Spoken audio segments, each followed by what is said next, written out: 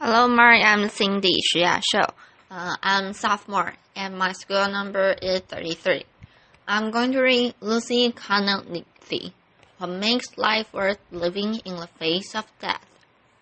A few years after my husband Paul was diagnosed with stage 4 lung cancer, we were lying in our bed at home, and Paul said, "It's going to be okay." And I remember answering back, "Yes, we just don't know what okay means yet." Paul and I had met at first-year medical students at Yale. He was smart and kind and super funny. He used to keep a gorilla suit in the trunk of his car, and he'd say, "This for emergencies only." Laughter. I fell in love with Paul as I watched the care he took with his patients. He stayed late talking with them, seeking to understand the experience of illness and not just its technicalities. He later told me he fell in love with me when he saw my cry over an EKG of a heart that had ceased beating. We didn't know it yet, but even in the heady days of in love, we were learning how to approach suffering together. We got married and became doctors. I was working as an internist, and Paul was finishing his training as a neurosurgeon when he started to lose weight.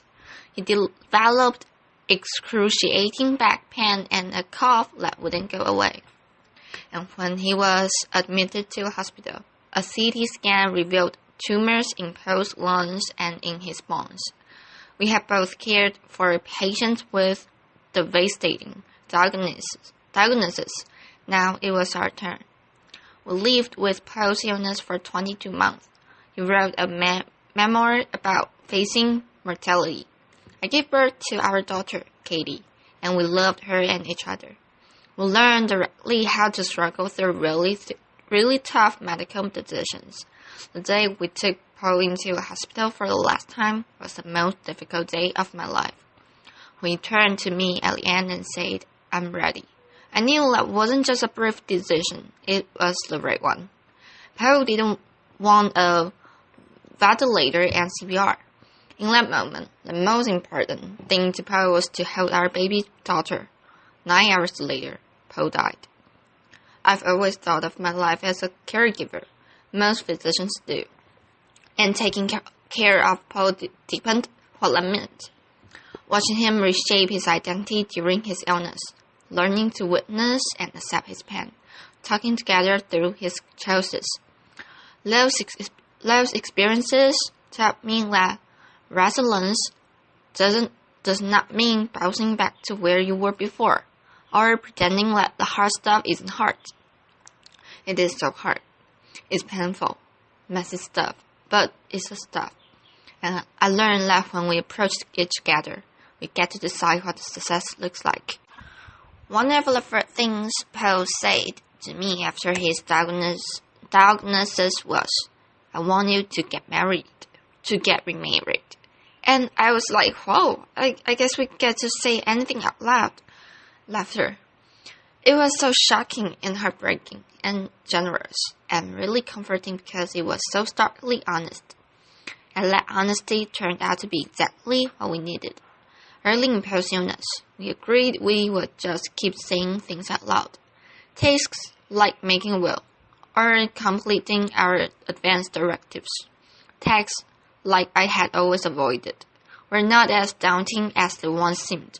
I realized that completing an advice directive is an act of love, like wedding vow, a pact to take care of someone, confirming the promise until death to do us part.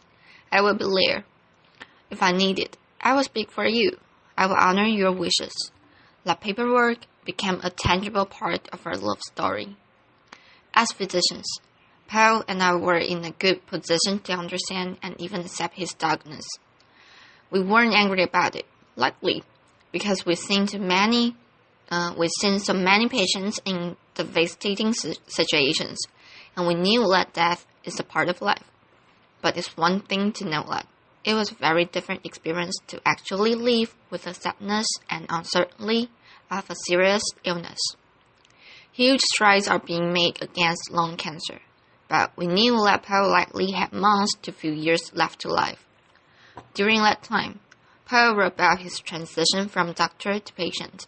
He talked about feeling like he was suddenly at a crossroads, and how he would have thought he'd be able to see the path. That because he treated so many patients, he would follow in their footsteps. But he was totally disoriented, rather than a path. But Paul wrote, I saw instead only a harsh, vacant, gleaming white desert, as if a sandstorm had erased all familiarity. I had to face my mortality and try to understand what made my life worth living, and I needed my oncologist's help to do so. The clinician taking care of Paul gave me an even deeper appreciation for my colleagues in health care. We have a tough job. We're responsible for helping patients have clarity around their prognosis and their treatment options, and that's never easy. But it's especially tough when you're dealing with potentially terminal illnesses like cancer. Some people don't want to know how long they have left, others do. Either way, we never have those answers. Sometimes we substitute hope by emphasizing the best case scenario. In a survey of physicians, 55% say that painted a rosier picture than their honest opinion when describing a patient's prognosis. It is an instinct born out of kindness. But researchers have found that when people better understand the possible outcome of an illness, they have less anxiety, greater ability to plan, and less trauma for their families. Families can struggle with those conversations. But for us, we also found that information immensely helpful with big decisions. Most notably, whether to have a baby. Months to a few years man Paul was not likely to see her grow up, but he had a good chance of being there for her birth and for the beginning of her life. I remember asking Paul if he thought having to say goodbye to a child would make dying even more painful, and his answer astounded me. He said, wouldn't it be great if it did? And we did it. Not in order to spite cancer, but because we were learning that living fully means accepting suffering. Paul's oncologist tailored his chemo so he could continue working as a neurosurgeon, which initially we thought was totally impossible. When the cancer advanced and Paul shifted from surgery to writing, his palliative care doctor prescribed a stimulant medication so he could be more focused. They asked Paul about his priorities and his worries. They asked him what trade-off he was willing to make. Those conversations are the best way to ensure that your healthcare matches your values. Paul joked that it's not like that birds and bees talk you have with your parents, where you all get it over with as quickly as possible, and then pretend it never happened. You revisit the conversation as things change. You keep saying things out loud. I'm forever grateful because Paul's clinicians feel that their job wasn't to try to give us answers that they didn't have, or only to try to fix things for us, but to console Paul through painful choices. When his body was failing, but his will to live wasn't. Later, after Paul died, I received 12 bunches of flowers, but I sent just one to Paul's oncologist because she supported his goal and she helped him weigh his choices. She knew that living means more than just staying alive. A few weeks ago, a patient came into my clinic, a woman dealing with a serious chronic disease, and while we were talking about her life and her health care, she said, I love my palliative care team. They told me that it's okay to say no. Yeah, I thought, of course it is. But many patients don't feel that. Compassion and Choices did a study where they asked people about their healthcare preferences. And a lot of people started their answers with the words, well, if I had choice. And when I read that if, I understood better why 1 in 4 people receives excessive or unwanted medical treatment, or watches a family member receive excessive or unwanted medical treatment. It's not because doctors don't get it. We do. We understand the real psychological consequences on patients and their families. The thing is, we deal with them too. Half of critical care nurses and a quarter of ICU doctors have considered quitting their jobs because of distress over feeling left for some of their patients. They've provided care that didn't fit with the person's values. But doctors can't make sure your wishes are respected until they know what they are.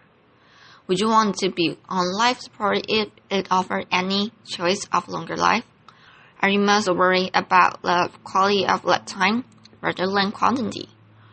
Both of those choices are thoughtful and brave, but for all of us, it's our choices. It's our choice. That's true at the end of life and for medical care throughout our lives. If you're pregnant, do you want genetic screening? Is a knee replacement right or not? Do you want to do dialysis in a clinic or at home? The answer is, it depends. While medical care will help you live the way you want to. I hope you remember that question the next time you face a decision in your healthcare. Remember that you always have a choice, and it's okay to say no to a treatment that's not right for you. There's a poem by W.S. Merwin, just 2 sentences long, that captures how I feel now. Your absence has gone through me like thread through a needle. Everything I do is stitched with its color. For me, that poem evokes my love for Paul, and a new fortitude that came from loving and losing him. When Paul said, "It's going to be okay," that didn't mean that we could cure his illness. Instead, we learned to accept both joy and sadness at the same time, to uncover beauty and propose both despite and because we are all born and we all die. And for all the sadness and sleepless nights, it turns out there is joy. I leave flowers on Paul's grave and watch our 2-year-old run around on grass. I build bonfires on the beach and watch the sunset with our friends. Exercise and mindfulness meditation have helped a lot, and someday I hope I do get remarried. Most importantly, I get to watch our daughter grow. I've thought a lot about what I'm going to say to her when she's older. Katie, engaging in a full range of experience, living and dying, love and loss, is what we get to do. Being human doesn't happen despite suffering. It happens within it. When we approach suffering together, when we choose not to hide from it, our lives don't diminish, they expand.